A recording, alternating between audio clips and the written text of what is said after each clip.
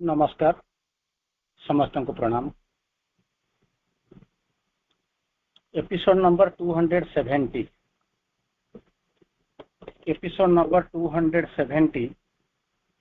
The secret knowledge गुह्य आध्यात्मिक ज्ञान 270तम अध्याय को आपण मानक स्वागत। विगत पेज 67 विगत क्लास रे आम आलोचना करथिले जो दुईटी वर्ड ऊपर आम आलोचना करथिले। गोटे होची द अब्सोल्यूट, सेकंड रे आलोचना करथिले द परफेक्ट। से जो दुईटी लाइन को आम आलोचना करिसेंती एवं ताको किछटा पढिथिले। से दुईटी लाइन मु आपन को पढि दोउची। आज आम जहाँ आलोचना करिबा ताहा होची भगवान एकक सत्तारू अगणित व्यक्ति सत्ता को तैयारी करिसेंती। भगवान एकक सत्तारू अगणित व्यक्ति सत्ता को गढ़ी तोलिछंती। He has fashioned the countless persons of oneself। आमे तारी पर आलोचना करिबा। दुईटी लाइन आज आमे पढिबा। Episode number 270 secret knowledge. निजर एकक सत्तारू से अनेक व्यष्टि सत्ता को गढ़ी। दुईटी लाइन चमत्कार लाइन जो दुईटी लाइन अच्छी ताहा होची he has fashioned these countless persons of oneself। he has built a million figures of his power। तेणु ये शब्द सहित ये आलोचना सहित किछि किछि परिमाण रे आपण माने परिचित। कारण भगवान एक थिले, अनेक हवा पई चिंता कले, इच्छा कले। जेहेतु भगवान एक रु अनेक हवा पई चेष्टा कले, चिंता कले, तांकरी निज सत्तारू से तैयारी कले। बारंबार आम ये पढ़ी चली स्पेशली जो कंटिन्यूअसली आम 3 मास ऊर्ध जो पुरुष प्रकृति आम पढ़ुंट ता भीतर अनेक आलोचना भितर कर एकक सत्तारू अगणित सत्ता मान को गढ़ी चली। He has fashioned these countless persons, countless गणी पारिबेनी। जड़े कह जे मन करंतु आज सुधा 900 कोटी सपोज समथिंग अराउंड 900 कोटी लोक अच्छा किंतु 900 कोटी तो काउंट हो कोटी 2 कोटी 3 कोटी 4 कोटी एमती गण गण गण गण मैंने 900 कोटी बोलिक गणवे। कारण समस्त देशर जो भोटर लिस्ट अच्छी भर सब अच्छी सब जाक मिसई देला बेलू अप्रोक्सीमेटली 900 कोटी अच्छे। 900 कोटी तो गणी हम किसी असुविधा समय लगे कि 900 कोटी तो गणी हम किंतु ये कहे काउंटलेस पर्सन्स ऑफ oneself गणी भी पारे ना केते तैयारी होती आम गणी पारानी, कल्पना कर विश्लेषण भी कर विशाल सृष्टि। He has built a million figure of his power। Million figure, million न्यूत हजार हजार संख्या असंख्य प्रतिरूप तैयारी कर आत्मशक्ति मध्य से गढ़ी। तेणु से जे आप कहे मो बाहर आनीचु तेणु से सरीगले कौन हम सेमती नुहे। कारण से निजरी मध्य सृष्टि कर मन करतु आप कहे डिमांड बेसी हो मन करतु तेजस MK1 डिमांड हो बाहर बिक्री होची। तेणु कौन कर तार इंजिन टा किंतु भारत तैयारी करूनी। से तैयारी होची लॉक मार्टिन तैयारी करके दउची अमेरिकार बा बोइंग तैयारी कर दउची किए गोटे तैयारी कर दउची। से कंपनी जतबेले देखिबो प्रथम तार लाभ देखुची, कंपनी जतबेले तार व्यापार देखुची मु केते पैसा तैयारी करी केते पैसा नेबी कारण दरकार। तापर देखिला कोन ना एमाने नीडी अछंती अधिक परिमाण रे मु तांको ठारो प्रथम जाई तांको ठारो टेंडर पाइबी बा अधिक परिमाण में मुझे केमी ऑर्डर पाइबी से लगे। कि तार परवर्ती अवस्था गवर्नमेंट देखला गवर्नमेंट देखला आम आम इंजिन नहीं से आमर तंटी चिपी दौरान केमी ना तेजस MK1 तार डिमांड टा पृथ्वी सारा हूँ सस्ता इंजिन आउ इफेक्टिव इफेक्चुअल तेणु तार बेसी डिमांड हो जाऊँगी आमर डिमांड कमी जाऊँगी। तेणु ता इंजिन दबा बंद कर दियो। तेणु जो बाहर मिल नहीं बाहर तो मिलूनी बर्तमान सीना आपंकर आलू गुड़ाक अच्छी बोलिक 25 टका 30 टका आप पाई जाऊँगी। जदि मन करूँ आलूटा सर्ट हो 50 टका 100 टका हो लोक आसवे कि अल्टरनेटिव किसी ना। तेणु ये जो तेजस जिते तार इंजिन जाना डिमांड ऑर्डर देले भी से सप्लाई कर से कौन कर ବାଧ୍ୟ ହେଇକି ଲୋକମାନଙ୍କର ତ ଦରକାର, ସେମାନେ ଆସିବେ କିଣିବା ପାଇଁ। ତେଣୁ କିଣିବେ କୋଉଠି ନା ଅଧିକ ହେଲେ ବରଂ ମାନେ ଘର ବିକନ୍ତୁ, ଜମି ବିକନ୍ତୁ, ଧାର କରନ୍ତୁ, ସେମାନେ ଆମ ପାଖକୁ କିଣିବାକୁ ଆସିବେ। କିନ୍ତୁ ଏଠି ଯୋଉ ଜିନିଷ ହେଇଛି କଣ, ସେଠି ଆପଣଙ୍କୁ ଲକ୍ ମାର୍ଟିନ ଉପରେ, ବହି ଉପରେ, କାହା ଉପରେ ନିର୍ଭର କରିବା ଦରକାର ନାହିଁ। କାରଣ ଭଗବାନ ଯୋଉ ତିଆରି କରିଛନ୍ତି ସେ ନିଜ ଭିତରୁ ତିଆରି କରିଛନ୍ତି, ନିଜ ଦ୍ୱାରା ତିଆରି କରିଛନ୍ତି, ନିଜ ମଧ୍ୟରେ ତିଆରି କରିଛନ୍ତି। ତେଣୁ ଏକୁ ଆଉ ଖୋଜିବା ଦରକାର ନାହିଁ। ଖାଲି 1 2 ନୁହେଁ, 1 2 500 300 1000 ନୁହେଁ। କାରଣ କାଲି ଗୋଟେ ମନେକର ତେଜସ୍ର ଡିଜାଇନ ଚେଞ୍ଜ କରିଦବ, ସେ ଆଉ ଗୋଟେ କମ୍ପାନୀ ତାକୁ ଯୋଉଟା ସୁଇଟେବଲ ହବ ତାକୁ ନେଇ ଆସିବ। କିନ୍ତୁ ସେଠି ଆଉ ମେକର ଆଉ 2 ଜଣ ନାହାନ୍ତି, ଏକ countless million figures of his power ସବୁ ଯାକ ତିଆରି କରିଛନ୍ତି। କଣ କହିଲେ? He has fashioned this countless persons of one self. ଯାହାକୁ ଦେଖୁଛନ୍ତି, ଯାହାର କଳ୍ପନା କରୁଛନ୍ତି, ଯୋଉମାନେ ଆପଣଙ୍କ ଚାରିପଟେ ରହୁଛନ୍ତି, ଅଧିକାଂଶ ଆମେ ଦେଖିପାରୁନୁ, ସବୁ ଯାଙ୍କୁ ସିଏ କଣ କରିଛନ୍ତି ନା ଫ୍ୟାସନ କରିଛନ୍ତି, ପ୍ରତିରୂପ ତିଆରି କରିଛନ୍ତି, ଗଢି ତୋଳିଛନ୍ତି। He has built a million figures of his power. କାହିଁକି ତିଆରି କରିଛନ୍ତି? କେମିତି ଆସିବା ପାଇଁ? ଆଗରୁ ମଧ୍ୟ ସେଇ କଥା ଆପଣଙ୍କ ଆଗରେ ବାରମ୍ବାର ଆଲୋଚନା ହେଇଛି। ଭଗବାନ ଏକ ଥିଲେ ଅନେକ ହେବା ପାଇଁ ଚିନ୍ତା କଲେ। ତେଣୁ ସବୁ ଯାକ ତାଙ୍କ ତିଆରି କଲେ, ତାଙ୍କରି ସଂକଳ୍ପ, ତାଙ୍କରି ଇଚ୍ଛା। ତେଣୁ ତାକୁ ତିଆରି କଲେ କିଏ ନା ତାଙ୍କର ଏକ୍ଜିକ୍ୟୁଟିଭ ପାୱାର ଯିଏ ଅଛନ୍ତି, ଶକ୍ତି ତିଆରି କଲେ ପ୍ରକୃତି।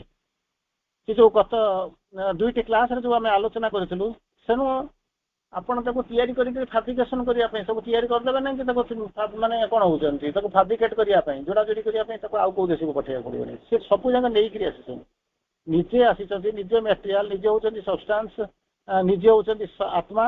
ଆଉ ଯିଏ ତିଆରି କରିବେ ତାଙ୍କର ଯୋଉ ଶକ୍ତି, ସେ ତାଙ୍କର ଯୋଉ ଶକ୍ତି ପ୍ରକୃତି, ତାଙ୍କୁ ସିଏ କଣ କରୁଛନ୍ତି ନା ସାଙ୍ଗରେ ତାଙ୍କୁ ନେଇକରି ଆସିଛନ୍ତି, ବୁଝାଉଛନ୍ତି। The absolute, the perfect, the alone has entered with his silence into space.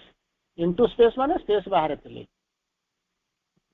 Space ମାନେ ସ୍ପେସ୍ର ବାହାରେ ଥିଲେ, ସେ ଏଠିକି ଆସିଛନ୍ତି, ସାଙ୍ଗରେ ନେଇକି ଯାଇଛନ୍ତି, ତାଙ୍କ ନିରବତାକୁ ନେଇକରି ଆସିଛନ୍ତି। ସିଏ କିଏ? ସେ ହେଉଛନ୍ତି ଆବସଲ୍ୟୁଟ, ସେ ହେଉଛନ୍ତି ପରଫେକ୍ଟ, ସେ ହେଉଛନ୍ତି ଆଲୋନ୍। ତେଣୁ ବର୍ତ୍ତମାନ କଣ କହୁଛନ୍ତି, ଏ ଯୋଉ countless persons of one self ସେ ନିଜେ ତିଆରି କରିଛନ୍ତି। Built a million figures of his power. Million figures of his power, ଯୋଉ ପ୍ରତିରୂପ ସବୁ, ଅସଂଖ୍ୟ ପ୍ରତିରୂପକୁ ସେ କଣ କରୁଛନ୍ତି ନା ସୃଷ୍ଟି କରିଛନ୍ତି। ତେଣୁ ଆମେ କିଛିଟା ଦେଖିବାକୁ ଟିକେ ଚେଷ୍ଟା କରିବା। ତାଙ୍କର ଏକକ ସତ୍ତାରୁ ସେ ଅଗଣିତ ବ୍ୟଷ୍ଟି ସତ୍ତାକୁ ଗଢି ତୋଳିଛନ୍ତି। ତାଙ୍କର ଆତ୍ମଶକ୍ତି ମଧ୍ୟରୁ ଅସଂଖ୍ୟ ପ୍ରତିରୂପ ସେ ତିଆରି କରିଛନ୍ତି। କଣ କହିବାକୁ ଚାହୁଁଛନ୍ତି? ଆମେ କିଛି ଲାଇନ ଆମେ ତାକୁ ଦେଖିବା, କଣ ତାର ଅର୍ଥ। ବିଶ୍ୱୋତ୍ତୀର୍ଣ୍ଣ, ବିଶ୍ୱୋତ୍ତୀର୍ଣ୍ଣ ନ୍ୟାଚୁରାଲି ଟ୍ରାନ୍ସେଣ୍ଡେଣ୍ଟ ବୋଲିକି ଭଗବାନଙ୍କୁ ଜାଣିଛନ୍ତି। ବିଶ୍ୱରୁ ଉତ୍ତୀର୍ଣ୍ଣ ଆ ଭିତରେ ନାହିଁ, ଟ୍ରାନ୍ସେଣ୍ଡେଣ୍ଟ, ବିଶ୍ୱ ଭିତରକୁ ପ୍ରବେଶ କଲେ, ତାପରେ କଣ କଲେ ନା ବ୍ୟଷ୍ଟି ମଣିଷ ବିଙ୍ଗ ତିଆରି ଭିତରକୁ ପ୍ରବେଶ କଲେ। ସେଇଠୁ ଆସି ଧୀରେ ଧୀରେ ଧୀରେ ଧୀରେ ଆମ ପାଖରେ ଆସିକି ପହଞ୍ଚିଛନ୍ତି। ତେଣୁ ନ୍ୟାଚୁରାଲି ସିଏ ହଉଛି କଣ, ବିଶ୍ୱର ଉତ୍ତୀର୍ଣ୍ଣ, ଟ୍ରାନ୍ସେଣ୍ଡେଣ୍ଟ, ବିଶ୍ୱାତୀତ, ବିଶ୍ୱରୁ ଉତ୍ତୀର୍ଣ୍ଣ, ସେ ତାର ବାହାରେ। କିଏ? ସେ ନା ପରାତ୍ପର ପୁରୁଷ, ଏକରୁ ଅନେକ ହବା ପାଇଁ ଚିନ୍ତା କଲେ, ଏକରୁ ଅନେକ ହବା ପାଇଁ ଚିନ୍ତା କଲେ। ଗୋଟେ ଚମତ୍କାର ଲାଇନ ଟେ ଅଛି। ତେଣୁ କଣ କହୁଛନ୍ତି? କହୁଛନ୍ତି କାଳ ଏବଂ ଦେଶ, ଟାଇମ ଆଣ୍ଡ ସ୍ପେସ୍ ଭିତରେ କୋଉ ସୀମିତ ଜିନିଷ ନୁହନ୍ତି। ସେ କାଳ ଏବଂ ଦେଶ ସୀମିତ ଜିନିଷ ନୁହନ୍ତି। ଆପଣ କହିବେନି ଯେ ଏଇ ଏତିକି ଭିତରେ ସମୟ ସୀମିତ, ଏତିକି ଭିତରେ କାଳ ସୀମିତ, ଏତିକି ଭିତରେ ଦେଶ ସୀମିତ, କହିପାରିବେ ନାହିଁ। ସୀମିତ ନୁହନ୍ତି, ସେଗୁଡ଼ିକର ବିସ୍ତାର ଅନନ୍ତ। ଆମେ ଆମର ଦୃଷ୍ଟିକୋଣକୁ ନେଇକି ବିଚାର କରୁଛୁ, ଆମର ଚିନ୍ତା ଶକ୍ତିକୁ ନେଇ ବିଚାର କରୁଛୁ, ଆମର ସାମର୍ଥ୍ୟକୁ ନେଇକି ବିଚାର କରୁଛୁ। ସେଗୁଡ଼ିକର ବିସ୍ତାର ହେଉଛି ଅନନ୍ତ। ସେଗୁଡ଼ିକ ହେଲେ ଚେତନାର ସମ୍ପ୍ରସାରଣ ପଦ୍ଧତି, ଯେଉଁଥିରେ କି ଏକ ସମ୍ବନ୍ଧ, କ୍ରମ ଏବଂ ଶୃଙ୍ଖଳାର ଘଟଣା ସବୁ ଘଟେ ଏବଂ ବ୍ୟବସ୍ଥିତ ହୋଇ ରହିଥାଏ। ସବୁ ଯାକ ସେଠି ଯୋଉ ରହିକି ରହିଛି, ଯୋଉ ଟେକ୍ ପ୍ଲେସରେ, and ଯୋଉଗୁଡାକ arranged in a certain relation, succession and order। ତ ଆମେ ଯୋଉ ଭାବୁ ଦଉଛୁ ହଠାତ୍ ଗୋଟେ କଣ ହେଇଗଲା, ହଉ ହେଇଗଲା, ଏମିତି ଗୋଟେ ଘଟୁ ଘଟିଗଲା, ଆକ୍ସିଡେଣ୍ଟାଲି ତିଆରି ହେଇଗଲା, ଏସବୁ ଜିନିଷ କିଛି ହୁଏନି। କାରଣ ସବୁ ଯାକ ପ୍ରି ପ୍ଲାନ୍। କେମିତି ତିଆରି ହବ ସେଟା ଅଲଗା ଜିନିଷ, କେମିତି ତିଆରି କରିବ, ତାର ପ୍ଲାନିଂ କଣ ହବ, ସେ କୋଉଠି ଯାଇକି ପହଞ୍ଚିବ, ସେଟା ହଉଛି ଅଲଗା ଷ୍ଟୋରି। କିନ୍ତୁ ବାସ୍ତବ ଷ୍ଟୋରି ହଉଛି କଣ, ଏଇ ଯୋଉ ଦେଶ କାଳ, ସେ କେବେ ସଂକ୍ଷିପ୍ତ ଜିନିଷ ନୁହନ୍ତି ଆମେ ଯେମିତି ଭାବି ଦଉଛୁ। କେମିତି କଣ ଭାବି ଦଉଛୁ ନା, ଗୋଟେ ଗ୍ଲୋବ ଆଣିକି ଥୋଇଦେବେ, ତାକୁ କହିଦେବେ ଏଇଟା ହଉଛି ଆମେରିକା, ଏଇଟା ହଉଛି ଭିଏନା, ଏଇଟା ହଉଛି ଆପଣଙ୍କର ଅଟୁଆ, କି ଏଇଟା ମନେକର କଙ୍ଗୋ କେନିଆ, ଏମିତି ଗୋଟେ କଣ ଯେମିତି ମାରିଦେବୁ, ଯେମିତି ଆପଣଙ୍କ ଆଖି ଆଗରେ ପଡିଛି ଦେଖାଉଛନ୍ତି। କିନ୍ତୁ ସେମିତି ନୁହେଁ। ପ୍ରକୃତରେ ଆପଣ ଗଲେ ତା ଭିତରକୁ ଅନେକ ଜିନିଷ ଲାଗିବେ, ବାହାରକୁ ଯିବେ, ବାହାରକୁ ଯାଇକି ପହଞ୍ଚିବେ। ସବୁ ଦେଶରେ ଆମେ କଣ ଯାଉଛୁ, କଣ ନା ଆମ ସବୁ ଯାକ ପୃଥିବୀ ସାରା ଜାଗା ଯାଇଛି, ପ୍ରୋଗ୍ରାମ କରିକି ଆସିଛି, ସବୁ ଜାଗା ଯାଇଛି, କଣ କରିଛନ୍ତି। ପୃଥିବୀ ସାରା ଭିତରକୁ କେମିତି କ'ଣ ଗଲ? ଅଣୁ ପରମାଣୁ କେତେ କୁଆଡ଼େ ଲମ୍ବିଛି? ହେଇଛି ଗୋଟାଏ ଜିନିଷ ହେଇଛି, ଗୋଟା କୋଉ ୟୁନିଭର୍ସିଟି ଗଲୁ ଯାଇକି ସେଠି 2-4ଟା ୟୁନିଭର୍ସିଟି ଗୋଟେ କଣ୍ଟ୍ରିକୁ ବୁଲି। ଦ୍ୱିତୀୟ ପର୍ଯ୍ୟାୟକୁ ଆପଣମାନଙ୍କୁ ସ୍ୱାଗତ। ତେଣୁ ଆମେ କିଛି ଜିନିଷ ଦେଖିକି ଯାଉ, ଜଣେ ସ୍ପେସିଫିକାଲି ଯିବ କୋଉ ୟୁନିଭର୍ସିଟିକୁ, ତେଣୁ ୟୁନିଭର୍ସିଟି କିଛି ଯାଇକି ବୁଲିକିରି ଆସିଛି। ଆଉ ଜଣେ ଯାଉଛି କିଛି ସେ ଦୃଶ୍ୟ ସାଇଡ୍ ଫାଇଡ୍ କିଛି ଦେଖିବ, ମାନେ ଏକ୍ସକର୍ସନ ଏମିତି ଯାଉଛି, ବୁଲାବୁଲି କରି ଯାଉଛି, ସେଠିକି ଯାଉଛି। ଜଣେ ଯାଉଛି ମନ୍ଦିର ଟୁର୍ କରିବା ପାଇଁ ଆସୁଛି। କିନ୍ତୁ ଯେ ମୁଁ ସବୁ ଯାକ ଦେଖିକିରି ଆସିଛି, ଇଭେନ୍ ଯଦି ଆମେରିକାକୁ ଯାଇଛି, ରଷିଆକୁ ଯାଇଛି, ସେମାନେ ୟୁରୋପିଆନ୍ କଣ୍ଟିନେଣ୍ଟ ବୁଲିଛି, ଏସିଆନ୍ କଣ୍ଟିନେଣ୍ଟ ବୁଲିଛି, ଆଫ୍ରିକାକୁ ଯାଇଛି, ସବୁ ଯାକ ଯାଇଛି। କେମିତି କହୁଛି କ'ଣ ହେଲା? ଠିକ୍ ଅଛି, ଏଇ ଯାହାକୁ କୁହାଯାଏ ତା ଭିତରେ ଯାଇଛୁ, କିଛି ବାଟ ଦେଖିକିରି ଆସିଛି। କିନ୍ତୁ ତାର ଗଭୀରତା ଭିତରକୁ ଯାଇକି ପହଞ୍ଚିଲା ବେଳକୁ ଆପଣଙ୍କୁ କଳ୍ପନା ବି କରିପାରିବେନି ସେ କେତେ ବିଶାଳ, କେତେ ବିସ୍ତୃତ, କେତେ ବିଶାଳ, କେତେ ବିସ୍ତୃତ ଆପଣ କଳ୍ପନା କରିପାରିବେନି। ଦେଶ ଏବଂ କାଳ ଭିତରେ ସୀମିତ ସେ ଜିନିଷ ନୁହନ୍ତି, ସେ ସୀମିତ ଜିନିଷ ନୁହନ୍ତି, ସେମାନେ ହେଉଛନ୍ତି ଅସୀମ, ଅନନ୍ତ ବିସ୍ତୃତି ସେମାନଙ୍କର ଅଛି। ବିସ୍ତାର ହେଉଛି ସେମାନଙ୍କର ଅନନ୍ତ। କୁଆଡ଼େ ଲମ୍ବିଛି, କେତେ ବାଟ ଲମ୍ବିଛି, କେତେ ଗଭୀରତା, କିଛି କଳ୍ପନା କରିହେବ ନାହିଁ। ଆମେ ଯେମିତି ଚାହୁଁଛୁ ଦୁନିଆ ସେମିତି ନୁହେଁ। ସେଗୁଡ଼ିକ ହେଲେ ଚେତନାର ସମ୍ପ୍ରସାରଣ ପଦ୍ଧତି। ଯେଉଁ ପରିମାଣରେ ଚେତନା ବିବର୍ତ୍ତିତ ହେବ ସେଇ ଅନୁପାତରେ ଆପଣ ଜାଣିବାକୁ ଚାହିଁବେ, ବୁଝିବେ ପାଠ। ଯେଉଁ ପରିମାଣରେ ଆପଣଙ୍କ ସାମ୍ନାରେ ବି ଦେଖୁଛନ୍ତି, ଆପଣ କିଏ କହିପାରିବେନି ଯେ ଆମ ଚେତନା ବିବର୍ତ୍ତିତ ହେଇଛି, କିନ୍ତୁ ଇଣ୍ଟରନାଲି ତ କିଛି କିଛି ହଉଛି। ନହେଲେ ଯେଉଁମାନେ କେହି ସାହସ ବି କରୁନାହାନ୍ତି ଏଠି ବସିବା ପାଇଁ, ଆପଣମାନେ ତାକୁ କେମିତି ବସିକରି ବର୍ଷ ବର୍ଷ ଧରି 5 ବର୍ଷ 3 ବର୍ଷ ହେଲାଣି ବସିଛନ୍ତି? ତା ପଛରେ ମଧ୍ୟ କିଛି ଉଦ୍ଦେଶ୍ୟ ଅଛି। ତେଣୁ ସେ କହୁଛନ୍ତି ଚେତନାର ସମ୍ପ୍ରସାରଣ ପଦ୍ଧତି, ଯେଉଁଥିରେ କି ଏକ ସମ୍ବନ୍ଧ ଅଛି, ଗୋଟେ ରିଲେସନ ଅଛି, ଆଉ କ'ଣ ଅଛି ନା ତାର ଗୋଟେ କ୍ରମ ଅଛି। ଏମିତି ହଠାତ୍ ତିଆରି ହେଇଯାଇନି, 1 ପରେ 2, 2 ପରେ 3 ସକ୍ସେସନ ବୋଲିକରି କହୁଛନ୍ତି, କ୍ରମ ଅଛି। ତୃତୀୟରେ ହେଉଛି କ'ଣ, ତା ଭିତରେ ଗୋଟେ ଅର୍ଡର ଅଛି, ଶୃଙ୍ଖଳାର ଗୋଟେ ଘଟଣା, ତାପରେ ଇଏ ହବ, ତାପରେ ଇଏ ହବ, ଏମିତି ଯିବ, ଏସବୁ ଜିନିଷ ହେଇଛି। ଅଲ୍ ଆଟ୍ ଏ ସଡନ୍ ଆମେ କ'ଣ କରୁଛୁ ନା ପୃଥିବୀ ଉପରେ ତ ମୁହଁ ବୁଲେଇ ଦେଉଛୁ, ଆମେ ଭାବୁ ସବୁ ଜାଣିଗଲୁ। ତାପରେ କିଛି ସମୟ ପରେ କ'ଣ କରୁଛୁ, ଆମେ ଦେଖୁଛୁ ଯେ ଆମେ କିଛି ଜାଣିନାହୁଁ, କିଛି ଜାଣିନାହୁଁ। ଯେତେବେଳେ ପଚାରିବ ଜଣେ, ମୁଁ ତ ପଣ୍ଡିଚେରୀ ଯେତେବେଳେ ନୂଆ ନୂଆ ଯାଇକରି ପହଞ୍ଚୁଥିଲି, ମୁଁ ତ ଜାଣିନଥିଲି ମା ଶ୍ରୀ ଅରବିନ୍ଦ କିଏ, ଜାଣିନଥିଲି ଇଏ କ'ଣ ଫିଲୋସଫି, ଦର୍ଶନ କ'ଣ, ଯୋଗ କ'ଣ, ଏସବୁ ଜିନିଷ ଧାରଣା ନାହିଁ, ଗୋଟେ ଜିନିଷ ଧାରଣା ନାହିଁ। ତେଣୁ ମୁଁ ଯେତେବେଳେ ଯାଇକରି ପହଞ୍ଚିକରି ବସିଛି, ଯାଇ ପହଞ୍ଚିଛି, କିଛି ଯୁବକ ଲୋକ ଆସିକରି ପହଞ୍ଚିଲେ, ମୁଁ ସେଇଠି ବସିଥାଏ। ପହଞ୍ଚିଥାନ୍ତି, କିଛି ଯୁବକ ଲୋକ ଆସିକରି ପହଞ୍ଚିଲେ, କହିଲେ ଆଜ୍ଞା ଇଏ ଶ୍ରୀ ଅରବିନ୍ଦଙ୍କ ଯୋଗକୁ ଗୋଟିଏ ଲାଇନରେ କ'ଣ ଆମକୁ କହିଦେଲେ। ତାପରେ ତାକୁ ପଚାରିଲେ ତମେ କ'ଣ କରିବାକୁ ଆସିଛ? ଯୋଗ ତ ଯୋଗ, ଶ୍ରୀ ଅରବିନ୍ଦଙ୍କ, ସେତେବେଳକୁ ମୁଁ ବି ଜାଣିନଥିଲି ବେଶୀ, ତାକୁ ଗୋଟିଏ ଲାଇନରେ କହିଦେଲେ ତମର ଲାଭ କ'ଣ ହବ? ମୁଁ କିଛି ଜାଣିନି। ମୁଁ ତା ପଚାରି ଗୋଟିଏ ଲାଇନରେ କ'ଣ କହିଲେ ଜାଣିବ କ'ଣ ହବ? ତା ଭିତରକୁ ଯାଅ, ପ୍ରବେଶ କର। ଆମର ଆଉ ସମୟ ନାହିଁ, ଆମର ସମୟ ନାହିଁ, ଆସିଛୁ ବୁଲିବା ପାଇଁ, ଯେତିକି ହବ ସେତିକି ଆମେ ତାକୁ ବୁଝି ଦେଇକି ଦେଖି ଦେଇକିରି ପଳେଇଯିବୁ। ତେଣୁ ଏମିତି ଯଦି ଦେଖି ଦେଇକିରି ପଳେଇଗଲେ, ବୁଝି ଦେଇକିରି ପଳେଇଲେ ହୁଅନ୍ତା। ଲୋକ କାହିଁକି ତାକୁ ହଜାର ହଜାର ବର୍ଷ ଧରିକି ତପସ୍ୟା କରୁଛନ୍ତି, ଜନ୍ମ ପରେ ଜନ୍ମ ଆସୁଛନ୍ତି, କିଛି ତ ଅଛି। ଅନ୍ତତଃ ସବୁ ଆଡ଼କୁ ଆମେ ଯାଇପାରିଲେ ନା, ଜାଣିବା ନା ଆମେ ବୁଲିବାକୁ ଆସିଛୁ, ଫଟୋ ଉଠେଇବାକୁ ଆସିଛୁ, ହୋଟେଲ ଖାଇବାକୁ ଆସିଛୁ, ସମୁଦ୍ର କୂଳରେ ଅଏସ୍ କରିବାକୁ ଆସିଛୁ, ତା ଭିତରୁ ଏଠୁ ଗୋଟେ ଜିନିଷ ହେଇଯିବ। ସେମିତି କରିକିରି ଚେତନାର ସମ୍ପ୍ରସାରଣ ତାକୁ କେମିତି କହିବେ? ମେ ବି ୟୁନିଭର୍ସିଟିରୁ ଗୋଟେ ଡିଗ୍ରୀ ପାଇଛନ୍ତି ଲଣେ, ଠିକ୍ ଅଛି, କିନ୍ତୁ ଚେତନାର ସମ୍ପ୍ରସାରଣ ପଦ୍ଧତି ଯେଉଁଥିରେ କି କ'ଣ କରୁଛି, 3ଟା ଜିନିଷ ରହୁଛି। ଗୋଟେ ହେଉଛି ସର୍ଟନ ରିଲେସନ ଅଛି, ସକ୍ସେସନ ଅଛି, ଅର୍ଡର ଅଛି। ତାକୁ ଶ୍ରୀ ଅରବିନ୍ଦ ଏକ୍ସପାଣ୍ଡ କରୁଛନ୍ତି। ବିଶ୍ୱତୀର୍ଣ୍ଣ ପରାତ୍ପର ପୁରୁଷ ଏକରୁ ବହୁ ହେବା ପାଇଁ ଇଚ୍ଛା ପ୍ରକାଶ କଲେ। ସେ ମାନେ ନୁହନ୍ତି, ସେ କାହିଁକି ଆସିଥାନ୍ତେ? ଆପଣ ଆମକୁ ଯେ କହିଥିଲେ ଆମେ ଏଠୁ ଯିବୁ, ତାହେଲେ ଠିକ୍ ଅଛି। ଗୋଟେ ସମୟ ଆସିକରି ପହଞ୍ଚିବ, ମା କୋଳ ଛାଡ଼ି ପିଲାଟା କାହିଁକି ସ୍କୁଲ ଯିବ? କିଛି ତାକୁ ଯିବାକୁ ପଡୁଛି। ତାର ଜୀବନର ଗୋଟେ କ୍ରମ ଅଛି, ତାର ଜୀବନର ଗୋଟେ ସକ୍ସେସନ ଅଛି, ସେ ଜୀବନ ଭିତରେ ଗୋଟେ ଯାଉଛି ରିଲେସନ ଅଛି, ତେଣୁ ସେ ଯାଉଛି। ନହେଲେ କହିବ ନା କିଛି ହେଇନଥାନ୍ତା। ତେଣୁ ଏଠି ଯେତେବେଳେ ଭଗବାନ ଏକରୁ ହେବା ପାଇଁ, ଅନେକ ହେବା ପାଇଁ ଇଚ୍ଛା ପ୍ରକାଶ କଲେ, କୋଉଠି ଥିଲେ ନା ବିଶ୍ୱତୀତ, ବିଶ୍ୱରୁ ଉତ୍ତୀର୍ଣ୍ଣ, ବିଶ୍ୱତୀତ। ସେ ଇଚ୍ଛା କଲେ କ'ଣ ନା ଏକରୁ ବହୁ ହେବା ପାଇଁ ଚିନ୍ତା କଲେ। ତେଣୁ ସେ କ'ଣ କଲେ, ହେଇକିରି ଭିତରକୁ ଆସୁଛନ୍ତି, ନିଜର ଶକ୍ତିକୁ ନେଇକି ଆସୁଛନ୍ତି। ତାପରେ କ'ଣ ଲେଖୁଛନ୍ତି, ବିଶ୍ୱତୀର୍ଣ୍ଣ ପରାତ୍ପର ପୁରୁଷ ଏକରୁ ବହୁ ହେବା ପାଇଁ ଇଚ୍ଛା ପ୍ରକାଶ କରି ଆପଣଙ୍କର ଚିତ୍ ଶକ୍ତି ମାଧ୍ୟମରେ ନିଜକୁ ବିଶ୍ୱ ମଧ୍ୟରେ ପ୍ରକଟିତ କଲେ। ସୃଷ୍ଟି ତ କରିବ ଜଣେ, ନିଜର ଚିତ୍ ଶକ୍ତି କୋଉଠି ବାହାରୁ ଆଣିନାହାନ୍ତି। ଏଠୁ ବାହାରୁ କିଣି ଆଣିକି ଆମେ ଯେମିତି ମେସିନ କଥା, ଇଞ୍ଜିନ କଥା ଯୋଉ ଆପଣଙ୍କୁ ବାରମ୍ବାର ଯୋଉ ବୁଝେଇ ଚାଲିବି, ସେମିତି ନାହିଁ। ସିଏ କ'ଣ କଲେ, ନିଜେ ତାର ପ୍ରକଟିତ ହେଲେ। ଏକ ନିସ୍ତବ୍ଧ ସ୍ଥିରତା ସ୍ଥିତିକୁ ଆପଣାର ସମ୍ଭୂତି କ୍ରମରେ ସେ କ'ଣ କରୁଛନ୍ତି, ଗତିଶୀଳ କରିଛନ୍ତି। ଥିଲା କ'ଣ ନା ସ୍ଥିରତା, ତାକୁ କ'ଣ କଲେ ନା ଗତିଶୀଳ କଲେ। କେମିତି କ'ଣ କଲେ ନା ସମ୍ଭୂତି କ୍ରମରେ। ଇଟ୍ ହାଜ୍ ଗଟ୍ ଇଟ୍ ସମ୍, ମାନେ କ'ଣ ଯାହାକୁ କହନ୍ତି ସିରିଏଲ, ଯୋଉ ଅର୍ଡର, ଅର୍ଡର ଯାହାକୁ କହୁଛନ୍ତି ତାର ଗତିଶୀଳ କଲେ। ସେ ଯୋଉ ନିଶ୍ଚଳ ନିରବତା ମଧ୍ୟରେ ଅବସ୍ଥାନ କରୁଥିଲେ ସେଇ ନିଶ୍ଚଳ ନିରବତା ସହିତ ବିଶ୍ୱ ଭିତରକୁ ପ୍ରବେଶ କରନ୍ତି। ବିଶ୍ୱ ଭିତରକୁ ସେଇଥିପାଇଁ ଆମେ ତାକୁ ଚିହ୍ନି ପାରୁନୁ, ଜାଣିପାରୁନୁ। ଓମନିସିଏଣ୍ଟ, ଓମନିପୋଟେଣ୍ଟ, ଇନଫିନିଟି, ଇଲିମିଟେବୁଲ এইগুলা ସବୁ କହିକିରି ଆମେ ତାକୁ ରଖିଛୁ। ଓମନିପୋଟେଣ୍ଟ, ଓମନିସିଏଣ୍ଟ, ଓମନିପ୍ରେଜେଣ୍ଟ ଏ ସବୁ ଠିକ ଅଛି, ତାଙ୍କ ପାଇଁ କିଛି ଅସୁବିଧା ନାହିଁ। କିନ୍ତୁ ଗୋଟେ ସମୟ ଆସିକିରି ପହଞ୍ଚିଲା ଆଉ ଦୂରରେ, ୟା ଦ୍ୱାରା କଣ ହେଲା ନା ଆମେ ନିଜକୁ ନିଜେ ଦୂରେଇ ଦେଲୁ। ହଁ ଭଗବାନ ଏଇଆ ସେ କଥା ସେତେବେଳେ କହୁଛନ୍ତି।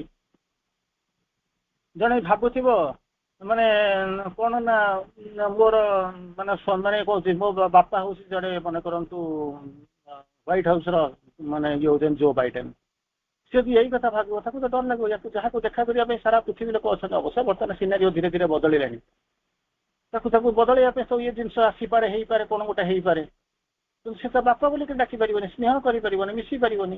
ସେଇ ଯୋଉ ପ୍ରୋବ୍ଲେମଟା ହେଲା, ସେଇଥିପାଇଁ ଭଗବାନଙ୍କୁ ଆମେ କଣ କଲୁ ନା ଦୂରେଇକି ରଖିଦେଲୁ। ଓମନିସିଏଣ୍ଟ, ଓମନିପ୍ରେଜେଣ୍ଟ, ଓମନିପୋଟେଣ୍ଟ ଆକୁ ସବୁ କହିକି ଦୂରେଇ ରଖିଦେଲୁ। କିନ୍ତୁ ଭଗବାନଙ୍କୁ କଣ କଲେ ନା ତାକୁ ସିଏ କଣ କଲେ ନା ସେଇ ନିରବତା ତାଙ୍କର ରହିଲା, ଏକାକିତ୍ୱ ରହିଲା, ସେଇ ମାନେ ଯୋଉ ବିଶାଳତା ତାଙ୍କର ରହିଲା, ଯାହା ଭିତରକୁ ଆମେ ପ୍ରବେଶ କରିବାକୁ ଚେଷ୍ଟା କଲୁନି। କିନ୍ତୁ ଆମେ ଜାଣିଛୁ ଯେ ଭଗବାନ ଅଛନ୍ତି, କାରଣ ଦୁନିଆ ସୃଷ୍ଟିଟା ଚାଲିଛି କିନ୍ତୁ ଆମେ ସିନା ଆଜି ବସିଛୁ ଏକବିଂଶ ଶତାବ୍ଦୀର ପ୍ରଥମାର୍ଦ୍ଧକୁ ଅତିକ୍ରମ କରିବାକୁ ଯାଉଛୁ, କିନ୍ତୁ ସୃଷ୍ଟିଟା ତ ଏଇ ଏକାବିଂଶ ଶତାବ୍ଦୀ ଭିତରେ ତ କେତେ ଯୁଗ ଗଲାଣି, କେତେ ସେଞ୍ଚୁରୀ ଗଲାଣି, କେତେ ମିଲେନିୟମ ପାସ୍ କରିଗଲାଣି। ତେଣୁ ତାରି ଭିତରେ ଲୋକ ଆସିକି ଯୋଉ ପହଞ୍ଚୁଛନ୍ତି ସେ ଦେଖୁଛନ୍ତି ସେଇ ଯୋଉ ନିରବ ନିଶ୍ଚଳତା ସେ ଏଠି ମଧ୍ୟ ଆସିକି ଥିଲା, ସେଇଥିରେ ଅବସ୍ଥାନ କରୁଥିଲେ, ସେଇ ନିରବତା ମଧ୍ୟରେ ବିଶ୍ୱ ଭିତରକୁ ପ୍ରବେଶ କରିଗଲା, ପ୍ରବେଶ କରି ଆସିଲେ। କିନ୍ତୁ ପରବର୍ତ୍ତୀ ଅବସ୍ଥାରେ ବଦଳିବାକୁ ପଡ଼ିଲା। ସେଇ ନିରବତା ତାଙ୍କ ଶକ୍ତିକୁ ନେଇକି ପଳେଇ ଆସିଲେ। ଶ୍ରୀ ଅରବିନ୍ଦ ତାକୁ ବୁଝନ୍ତି, କହୁଛନ୍ତି କଣ ସେଇ ଯୋଉ ନିରବତା କହୁଛନ୍ତି ସମସ୍ତ ଅଭିବ୍ୟକ୍ତି ବିଶ୍ୱର ପଶ୍ଚାତରେ, ସମସ୍ତ ଅଭିବ୍ୟକ୍ତ ବିଶ୍ୱର ପଶ୍ଚାତରେ ପରମଙ୍କର ନିସ୍ତବ୍ଧତା ତାଙ୍କର ସମସ୍ତ ଗତିବିଧିକୁ ଧାରଣ କରୁଛି। ସେଇ ନିରବତା, କିଛି ଜାଣିପାରୁନି, ପଢିପାରୁନି, କିଛି କରିପାରୁନି। ଯେମିତି ଆପଣ କହିବେ ଜିରୋ, ଗୋଟେ ବିରାଟ ଜିରୋ। ଜିରୋ କହିଲେ କିଏ କାହିଁକି ଆପଣଙ୍କୁ ଅନେଇବ କହୁନାହାନ୍ତି? କଣ ନା ଜିରୋ, ହେ କଣ ଜିରୋଟା ତ କିଛି ନାହିଁ ଆଉ, ତାର ଅସ୍ତିତ୍ୱ ନାହିଁ ଆଉ। କିନ୍ତୁ ଶ୍ରୀ ଅରବିନ୍ଦ କଣ କହିଲେ ହଉଛି ମାନେ zero pregnant with infinity. Pregnant ମାନେ ଗର୍ଭଧାରଣ କରିକି ରଖିଛନ୍ତି, ସୃଷ୍ଟି ସମ୍ଭବ ଭିତରେ ନିଜ ଭିତରେ ଧରି ରଖିଛନ୍ତି, କାହାକୁ ନା ଇନଫିନିଟି। ସେତେବେଳେ ଲୋକ କଣ କଳ୍ପନା କଲେ, ଚିନ୍ତା କଲେ, ଆରେ କଣ ଇନଫିନିଟିକୁ ଧରିକି ରଖିଛନ୍ତି। ତେଣୁ ସେ କଣ କଲେ ଇନଫିନିଟିକୁ ଖୋଜିବାକୁ ମାନେ ଆରମ୍ଭ କଲେ। ନହେଲେ ତ ଜିରୋଟା ଜିରୋ, ଗୋଟେ ଜିରୋଟା ଉପରେ କଣ ସମୟ ନଷ୍ଟ କରିବୁ, କଣ ସେଥିରୁ ମିଳିବ? ସେଇ କଥା ଶ୍ରୀ ଅରବିନ୍ଦ କହୁଛନ୍ତି, ଲେଟରସନ ଯୋଗରେ କହୁଛନ୍ତି ସମସ୍ତ ଅଭିବ୍ୟକ୍ତ ବିଶ୍ୱର ପଶ୍ଚାତରେ, ଯୋଉ ଅନେକ ତ ଅନଭିବ୍ୟକ୍ତ ହେଇଛି ଏପର୍ଯ୍ୟନ୍ତ ଆମେ ଜାଣିପାରିବୁ, ଯୋଉଟା ମାନିଫେଷ୍ଟ କରି ଯୋଉଟା ଅଭିବ୍ୟକ୍ତ ହେଇଛି ସେଇ ଯୋଉ ବିଶ୍ୱର ପଶ୍ଚାତରେ ପରମଙ୍କର ନିସ୍ତବ୍ଧତା, ସେଇ ଯୋଉ ମାନେ ଯୋଉ ସାଇଲେନ୍ସ, ସେ କଣ କରୁଛି ତାଙ୍କର ସମସ୍ତ ଗତିବିଧିକୁ ଧାରଣ କରିଛନ୍ତି। ତାକୁ ଇଂରାଜୀରେ ଶ୍ରୀ ଅରବିନ୍ଦ ଲେଖିଛନ୍ତି it is on the silence behind the cosmos, silence behind the Cosmos.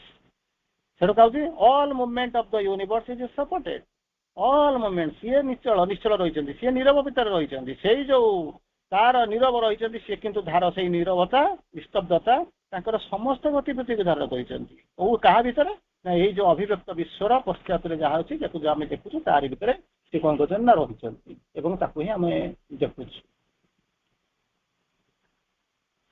ତାର ଟିକେ ଆଗକୁ ଗଲେ କଣ କହୁଛନ୍ତି, ଯୋଉ ପରମ ପୁରୁଷଙ୍କର ଯୋଉ ସାମର୍ଥ୍ୟ ତାକୁ ଆମେ କଳ୍ପନା କରିପାରିବାନି, କେବଳ ଖାଲି ଟିକେ ଅନୁମାନ କରିବା କିମ୍ବା ତା ଉପରେ ଟିକେ ଆଲୋଚନା କରିବା କିମ୍ବା ଟିକେ ପଢିକି ଗୋଟେ ମାନେ ଗେସ୍ କରିବା। ଏଇଭଳିଆ ପରମ ପୁରୁଷଙ୍କ ସାମର୍ଥ୍ୟ ଏହି ବିଶ୍ୱଲୀଳାର ଅଗଣିତ ବିଭାବକୁ ନିୟନ୍ତ୍ରିତ କରେ। ଆପଣ କହିବେ ମୋର ସାମର୍ଥ୍ୟ ଅଛି, ମୁଁ ତ ନିଜକୁ କଣ୍ଟ୍ରୋଲ କରିପାରୁନି। ଆଉ ଜଣେ କହିବ ମୁଁ ତ ନିଜ ପରିବାରକୁ କଣ୍ଟ୍ରୋଲ କରିପାରୁନି। ଆଉ ଜଣେ କହିବ ମୋର ଜଏଣ୍ଟ ଫ୍ୟାମିଲି କଣ୍ଟ୍ରୋଲ କରିପାରୁନି। ଆଉ ଜଣେ କହିବ ମୁଁ ତ ସପୋଜ ମାନେ ଗୋଟେ ଗାଁରେ ମୁଖିଆ ହେଇଛି, ସେ ଗାଁଟାକୁ କଣ୍ଟ୍ରୋଲ କରିପାରୁନି ବା କାଉନସିଲର ହେଇକି କଣ୍ଟ୍ରୋଲ କରିପାରୁନି। ଆଉ ଜଣେ କହିବ ମୋର କନଷ୍ଟିଚ୍ୟୁଏନ୍ସି କି ଏମଏଲଏ କରିକି କରିପାରୁନି। ଚିଫ ମିନିଷ୍ଟର ହେଇକି ଷ୍ଟେଟକୁ ଚଳେଇ ପାରୁନି, ପ୍ରାଇମ ମିନିଷ୍ଟର ହେଇକି ଦେଶକୁ ଚଳେଇ ପାରୁନି। କାରଣ ଆମ ସାମର୍ଥ୍ୟ ଯାହାକୁ ଯାହା ଦିଆଯାଇଛି ସେଇ ସାମର୍ଥ୍ୟକୁ ନେଇ ସେ ତାକୁ ଯାହା କରୁଛନ୍ତି। ତେଣୁ ଏଠି କହୁଛନ୍ତି ସାମର୍ଥ୍ୟ ବିଶ୍ୱଲୀଳାର ଅଗଣିତ ବିଭାଗକୁ ନିୟନ୍ତ୍ରିତ କରେ ଏବଂ ପ୍ରତ୍ୟେକ ବିଭାଗ ପରମଙ୍କର ସ୍ୱକୀୟ ଶକ୍ତିକୁ ପ୍ରକାଶ କରେ। ସବୁ ଯାକ ତାଙ୍କର ସ୍ୱକୀୟ ସତ୍ୟ ତାକୁ ପ୍ରକାଶ କରିବ କଣ ନା ପ୍ରତ୍ୟେକ ବିଭାଗ, ଯେହେତୁ ବିଭିନ୍ନ ଡିପାର୍ଟମେଣ୍ଟ ଅଛି, ବିଭିନ୍ନ ଯୋଉ ମାନେ ଇଏ ଅଛି, ୱିଙ୍ଗ ଅଛି, ତାକୁ ସେ ପ୍ରକାଶ କରୁଛନ୍ତି। ସବୁ ଯାକ ନାଚୁରାଲି କଣ ହବ, ତା ସତ୍ୟର ତିଆରି ହେଇଛି ଯେ ସେ ଅସତ୍ୟ କୋଉଠି ଆସିବ, କେମିତି ଦେଖେଇବ? ଆଲୁଅରେ ଯିଏ ତିଆରି ହେଇଛି ସେ ଅନ୍ଧକାର କଥା କେମିତି କହିବ? କିନ୍ତୁ ପରବର୍ତ୍ତୀ ଅବସ୍ଥାରେ କଣ ହଉଛି ନା ଯୋଉ ଡାଇଭର୍ସନ ଆସିକି ପହଞ୍ଚୁଛି ଯଥର ଅପୋଜିଟ ଯାଉଛି ଯୋଉଥିପାଇଁ ଭଗବାନଙ୍କୁ ଆସିବାକୁ ପଡ଼ିଲା। ସେତେବେଳେ ନିଶ୍ଚଳ ଲକ୍ଷଣ ବିହୀନ ନିରବତା କ୍ରିୟାଶୀଳ ହୁଏ। ନିଶ୍ଚଳ ଚଳନ ନଥିବ, ଲକ୍ଷଣ ବି କିଛି ଦେଖାଯାଉନଥିବ, ଏଇ ଯୋଉ ନିରବତାଟା ସେ କଣ କରେ ଧୀରେ ଧୀରେ ଧୀରେ ଧୀରେ ଆକ୍ଟିଭେଟ ହବ। ସେତିକି ବେଳେ ବିଶ୍ୱ ମଧ୍ୟରେ ଆପେ ଆପେ ଅମାପ ଶକ୍ତି ସ୍ମରଣ ହୁଏ। ବାହାରୁ ଦେଖିବେ କିଛି ନାହିଁ, କିନ୍ତୁ ଯେତେବେଳେ ସେ କ୍ରିୟାଶୀଳ ହେବା ଆରମ୍ଭ କରିଲା ତା ଫଳରେ ସ୍ଫୁରଣ ଶକ୍ତିର ଅମାପ ଶକ୍ତିର ସ୍ଫୁରଣ ହେଲା। ସେଇ ଶକ୍ତିର ପ୍ରଭାବରେ ମୂଳ ନିରବତା କୌଣସି ମଧ୍ୟ କ୍ଷୁର୍ଣ୍ଣ ହୁଏ ନାହିଁ। ଏତେ ଶକ୍ତି ଆପଣ କେବେ ତାହେଲେ ସରିଯାଉଥିବ। ସବୁଦିନ ଆପଣ ଦେଖୁଛନ୍ତି କଣ ସୂର୍ଯ୍ୟଙ୍କର କିରଣ ପାଉଛନ୍ତି, ଆପଣ ଭାବୁଛନ୍ତି ଗୋଟେ ଦିନ ସରିଯିବ, କିନ୍ତୁ ସେ ସରେନି, ଚାଲିଛି, ଚାଲିବ, କେତେ ବାଟ ଚାଲିବ, ଫ୍ୟୁଜନ ରିଆକ୍ସନ ଚାଲିଛି, ସେଠି ସରିବାର ନାହିଁ। ତେଣୁ ଏମିତି ଅନନ୍ତ କୋଟି ସୂର୍ଯ୍ୟକୁ ଯିଏ ହ୍ୟାଣ୍ଡଲ କରୁଛନ୍ତି, ଯିଏ ଅନନ୍ତ କୋଟି ସୂର୍ଯ୍ୟ ତାଙ୍କର ଯାହାର ଆଲୋକରେ ଆଲୋକିତ ହଉଛନ୍ତି, ସିଏ ସୂର୍ଯ୍ୟଙ୍କ ସିଏ କେମିତି କଣ ସରିବ? ତେଣୁ ସରାସରି ଏଠି ହବାର କିଛି ସମ୍ଭାବନା ନାହିଁ। ତାକୁ ଶ୍ରୀ ଅରବିନ୍ଦଙ୍କୁ ଆଉ ଟିକେ ଭଲ, ଆଉ ଟିକେ ଗଭୀରତା ଭିତରକୁ ଯିବା। when the supreme wills to manifest, ଯେତେବେଳେ ଇଚ୍ଛା କରନ୍ତି ନିଜକୁ ମାନିଫେଷ୍ଟ କରିବା ପାଇଁ, his power moves into action, କରିବ କି? ତାପରେ ଶକ୍ତି ସିଏ ପଠେଇଛନ୍ତି ଗୋଟେ ରୂପରେ, କୋଉ ରୂପରେ ପଠେଇଛନ୍ତି? ଏଠି ପ୍ରକୃତି ରୂପରେ ଆପଣ ଶକ୍ତି ରୂପରେ ଦେଖୁଛନ୍ତି। ସେ ଆସିକି ପହଞ୍ଚିଲେ, ଆକ୍ସନକୁ ଆସିଲେ। he goes forth with her in an appropriate self formulation. ତେଣୁ ସେ କଣ କରିବେ? ଆଗକୁ ଯିବେ ସେଲ୍ଫ ଫର୍ମୁଲେସନ, ନିଜେ ନିଜେ କେମିତି କଣ ଯୋଉ ଫର୍ମୁଲେସନ ହବ, ସୃଷ୍ଟି ହବ, ସମ୍ଭାବନା ସେଠି ଆସିବ, ତାକୁ ସେଇଥିପାଇଁ ଆସୁଛନ୍ତି। ଯାହାକୁ ଆପଣ କହନ୍ତି ଶିବ ଶକ୍ତି ବୋଲିକିରି କହୁଛନ୍ତି, ସିଏ ଶିବ, ତାଙ୍କର ଶକ୍ତି ଶିବ ଶକ୍ତି। ସେ ଯେ ଇନଫିନିଟି ଶିବ ଶକ୍ତି, ଶିବା ଶକ୍ତି ଯାହା କହୁଛନ୍ତି, his infinity determines itself for the purpose of the creation. ସେ ଯୋଉ ଶିବ ଶକ୍ତି ବୋଲିକିରି କହୁଛନ୍ତି, ସିଏ ହଉଛନ୍ତି ତାଙ୍କର ଇନଫିନିଟି। ସେ କଣ କରିବାକୁ ଆସୁଛନ୍ତି? ନିଜେ କଣ କରୁଛନ୍ତି? ଡିଟରମିନ ହେଇକି ଯାଇଛନ୍ତି, ଇଏ ପର୍ପସ ଯୋଉ ସୃଷ୍ଟିର ଭାର ନେବେ ଇନଟୁ ଦ ସଟଲ ସେଲ୍ଫ ଏକ୍ସପ୍ରେସନ, ଯାହାକୁ କହୁଛନ୍ତି ଯୋଉ ସେଲ୍ଫ ଏକ୍ସପ୍ରେସନ, ଯୋଉଟାକୁ ସ୍ପେସ, ସେ ଯୋଉ ଦେଶ ଭିତରେ ଯାହାକୁ କହୁଛନ୍ତି, ତାରି ଭିତରକୁ ସୁଇଟେବଲ ସେଲ୍ଫ ଏକ୍ସପ୍ରେସନ, ନିଜକୁ ନିଜେ ଏକ୍ସପ୍ରେସ କରିବେ। ଯାହା କାହା ମଧ୍ୟରେ? ନା ସ୍ପେସ ମଧ୍ୟରେ। In entering into the state of manifestation, ଯେତେବେଳେ ସେଇ ଯୋଉ ଷ୍ଟେଟ୍ ଅଫ ମାନିଫେଷ୍ଟେସନ ଭିତରକୁ ସେ ଏଣ୍ଟର କରୁଛନ୍ତି, ସେତେବେଳେ ହଉଛି କଣ? ହି carries himself his innate status of silence। ତେଣୁ ସେତେବେଳେ ଆସିକି ପହଞ୍ଚୁଛନ୍ତି, ତାଙ୍କ ସାଙ୍ଗରେ ନେଇକି ଆସୁଛନ୍ତି କାହାକୁ? ନା ତାଙ୍କର ଯୋଉ ଶକ୍ତି, ନିର୍ବାକ ଶକ୍ତି, mute force, innate status of silence। ସେ କହୁଛନ୍ତି ଦ୍ୟାଟ, କିନ୍ତୁ ନିରବ, ସାଇଲେଣ୍ଟ, ସବୁ ଯାକ ତାଙ୍କର ଶକ୍ତି ଜଣା ପଡୁନି, ଦେଖାଯାଉନି, କିନ୍ତୁ ତାରି ଭିତରେ ସବୁ ଯାକ ମୁଭମେଣ୍ଟ ଅଛି, ସବୁ ଯାକ କ୍ରିୟାଧାରା ମଧ୍ୟ ତାରି ଭିତରେ କଣ ହଉଛି?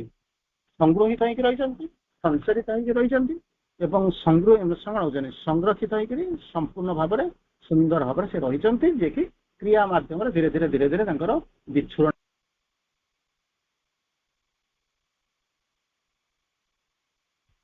ଆମେ ଆସନ୍ତାକାଲି ଭିତରକୁ ଫେରିବା। ବନ୍ଦେ ମାତରମ୍, ଗୁଡ୍ ନାଇଟ୍।